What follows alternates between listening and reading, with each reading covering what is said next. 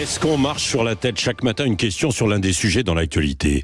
Ce matin, évidemment, sur le remaniement, avec ces changements en permanence à la tête des ministères pour des stratégies politiques. Deux exemples. Donc l'éducation, avec le départ de Gabriel Attal, on l'a vu pour Matignon, et avant ça, il y a quelques semaines, souvenez-vous, Aurélien Rousseau du ministère de la Santé.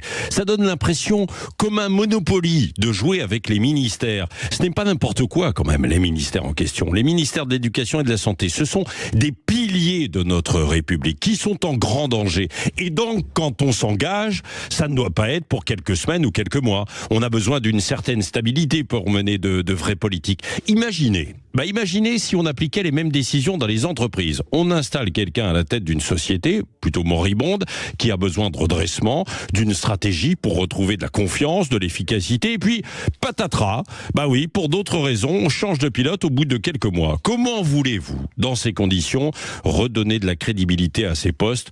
On se dit que quand on est prof ou infirmière, que les ministres ne font que passer et que finalement, ça ne compte pas vraiment. Il est temps d'impliquer les politiques dans leurs choix, de trouver de la compétence pour mener les réformes qui sont souvent nécessaires. La santé et l'école sont trop importantes pour qu'on ne mette pas des ministres engagés et déterminés.